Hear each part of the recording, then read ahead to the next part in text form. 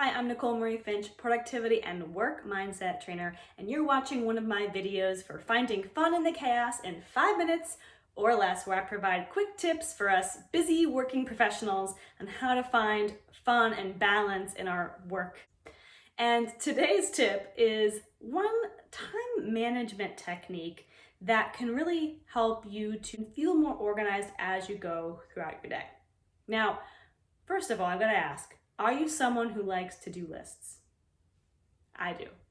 Are you someone who likes to-do lists and maybe you write things down that you've already done just so you can have that satisfaction of crossing them off? I know, it feels so gratifying. But to-do lists can actually hurt your productivity for a few different reasons. First of all, you have this big laundry list and it can look very overwhelming and it can start to make your mind feel stressed or feel worried or feel anxiety or see this impending doom of this to-do list. And it can actually be counterproductive in many ways. The other thing is it doesn't always help you to prioritize. You might have a color code, you might have a system in your to-do list that helps you to prioritize, but sometimes you get to the end of the day and your to-do list has not been complete. So when I go to work tomorrow, I'm going to take things I haven't done and I am going to put them on my calendar. I'm going to look at them and say, what needs to be done first? What can I do later? And I'm going to actually block the time in my calendar. Now, there's a couple of quick tips to this. You don't necessarily want to do the most important thing, the hardest, the most challenging thing first. You want to kind of feel out what is the most productive time of the day for you, first of all. Maybe it is first thing, and that's awesome, go for it. Most of us, it's going to be mid-morning.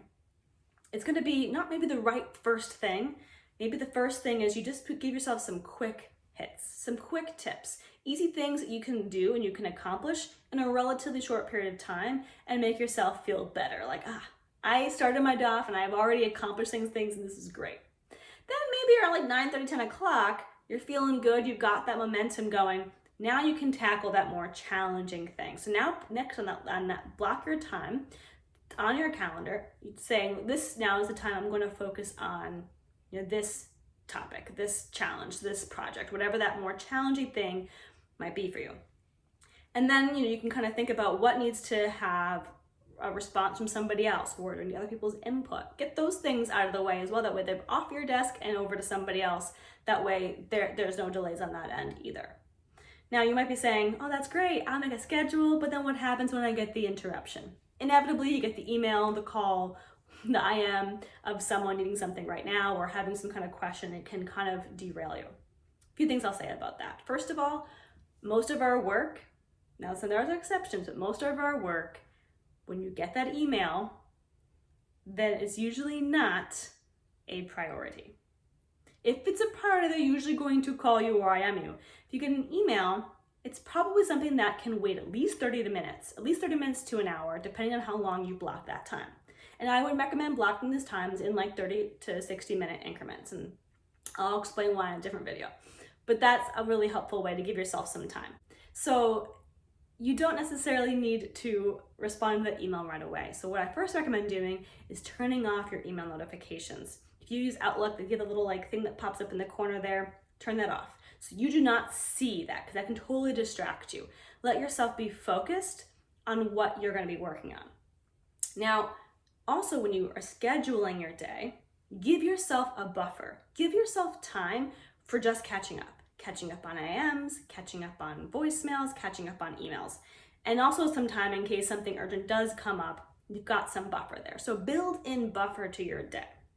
Transitioning your to-do list into a schedule is going to give you so much more power. It's going to be so much more in control about what you're able to accomplish in that day. And you're going to feel a little bit less like, what do I do next? I got this whole list of things to do. Oh my gosh.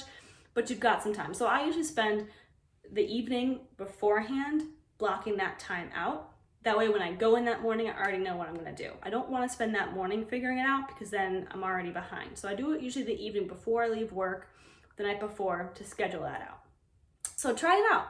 Schedule versus a to-do list.